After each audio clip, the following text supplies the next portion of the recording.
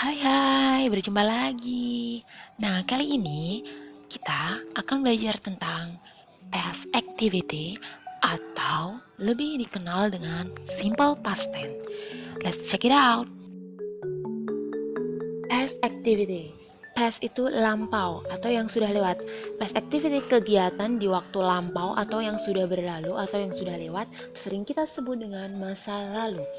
Nah, kita mengungkapkannya menggunakan pola kalimat simple past tense.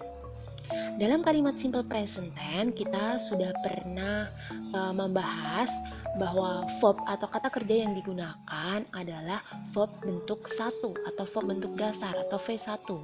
Di dalam pola kalimat simple past tense yang kita gunakan adalah verb bentuk 2 atau biasanya ditambah dengan ed. Nah, tadi sudah disampaikan bahwa dalam past tense selalu menggunakan kata kerja bentuk kedua atau verb 2. Perlu kita ketahui, verb itu atau kata kerja itu ada dua bentuk. Yang pertama ada regular verb atau kata kerja yang beraturan. Yang kedua ada irregular verb, kata kerja yang tidak beraturan. Nah, untuk kata kerja yang beraturan itu biasanya kata kerja bentuk kedua dan ketiganya itu ditambah dengan ed di belakangnya. Misalkan seperti kita bisa lihat di contoh nih, misalkan play jadi played gitu ya, ada tambahan ed di belakangnya. Talk jadi talked gitu, di belakangnya ada tambahan ed. Nah, untuk irregular verb namanya saja kata kerja tidak beraturan, jadi bentuknya itu tidak ditambah dengan ed di bagian belakang, tetapi bentuknya berubah kayak Iron Man ya, berubah. Nah, contohnya misalkan do berubah menjadi did, bentuk ketiganya berubah menjadi done. Lalu go pergi, bentuk keduanya menjadi went, bentuk ketiganya menjadi gone. Nah, itu bisa kalian lihat di contoh ya. Kata kerja yang tidak beraturan itu nanti berubah, bentuk kedua dan ketiganya berubah. Bahkan ada yang sama, bentuk 1, bentuk 2 dan bentuk 3-nya itu sama. Contohnya cut, memotong. Bentuk pertamanya cut, bentuk keduanya cut, bentuk ketiganya juga cut. Speak, berbicara menjadi spoke, lalu spoken. Nah, cukup ya untuk kata kerja beraturan dan tidak beraturan. Nanti bisa dilihat di kamus bagian tengah. Masih ingat cara membuka kamus? Nah, itu di bagian tengah biasanya ada regular and irregular verb. Silahkan dicek. Oke, kita mulai dari pola kalimat positif. Rumusnya subjek plus verb 2 plus objek ataupun keterangan. Nah, ini seperti kalimat-kalimat pada umumnya. Kalau kalimat positif ya, yang membedakan adalah kata kerjanya, yakni kata kerja bentuk kedua. Contohnya saja, Rido menulis surat menjadi Rido write atau wrote. Write itu bentuk keduanya adalah wrote. Rido wrote a letter yesterday. Bisa dilihat ya. Contoh kedua, she studied English an hour ago. Nah, she sebagai subjek, studied itu verb bentuk 2 yang ditambah dengan ed, berarti kata kerja yang beraturan. An hour ago itu keterangan waktu. Englishnya tadi subjek ya, objek ya. Nah, tidak ada bedanya sih kalau untuk kalimat positif masih bisa lah kita. Ke bentuk atau pola kalimat negatif, negative sentence. Nah, dalam kalimat negatif dan interrogative, tanya ya, maka kata kerja bantu yang dipakai adalah did. Kalau kemarin dalam simple present tense yang kita pakai itu do ataupun does menyesuaikan dengan subjeknya. Kali ini dalam kalimat simple past tense untuk negatif dan interrogative yang kita pakai hanya did. Tidak ada perbedaan. Tetapi ada catatan khusus.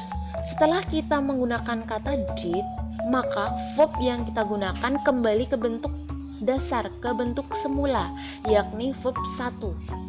Ingat ya, jika sudah menggunakan did ataupun did not, maka kata kerjanya kembali ke bentuk semula atau verb base, verb bentuk 1.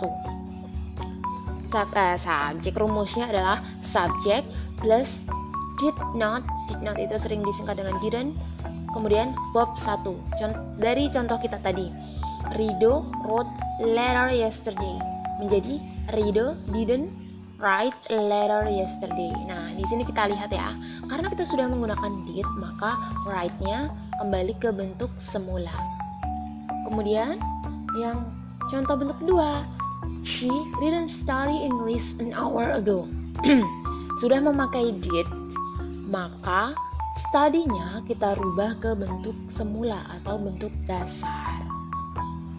Nah, kita ke pola kalimat tanya atau interrogative sentence. Rumusnya adalah, namanya kalimat tanya, maka yang di awal adalah kata kerja bantunya, yakni did. Did, kemudian subject, kemudian verb 1. Ingat ya, karena sudah pakai did, maka verbnya kembali ke bentuk dasar atau verb 1. Lalu belakangnya ada keterangan, terserah mau diisi apa. Nah, kita mulai dari contohnya tadi ya. Kita rubah ke bentuk kalimat tanya atau interrogative sentence. Jadi, did Rido write a letter yesterday? Nah, kalau iya dijawab yes, he did. Kalau no, he didn't. Gitu ya. Ingat didn't tadi dari kata did not. He menggantikan Rido. Lalu yang kedua, kita rubah. Did she study English an hour ago? Did she study English an hour ago? Yes, she did. No, she didn't. Oke, untuk penanda waktu atau time signal, kalimat simple past tense, cirinya itu ada kata yesterday. Walaupun mau yesterday morning, yesterday afternoon, yang penting ada kata yesterday. Itu artinya kemarin ya. Lalu ada kata past, yang lalu, last week, last month, last year, asal jangan last minute, itu nama orang ya. Lalu ada kata ago, an hour ago, 7 days ago, 5 years ago, kayak gitu. Lalu ada kata just now, ada kata this morning, this evening, seperti itu. Itulah beberapa time signal atau penanda waktu. Nah, triknya dalam simple past tense itu, kita paling nggak pernah membaca tentang regular dan irregular verb, supaya nggak harus dihafal kok. Kita juga gugup kali kalau suruh menghafal sebanyak itu, paling nggak pernah baca gitu loh ya. Nanti coba mau googling, mau buka kamus, terserah monggo, atau di buku materi kadang juga ada. Terus yang perlu kita ingat adalah setelah menggunakan did, verbnya kita rubah ke bentuk dasar. Itu yang sering menjadi kesalahan. Sudah pakai did tapi tidak dirubah ke bentuk dasar. Nah, kita belajarnya sampai sini dulu ya. Makasih udah tersesat dan menyimak channel ini. Oke, semoga ilmunya bermanfaat. Kalau mau tanya-tanya, boleh kok komen ataupun kirim email. Oke, bye-bye.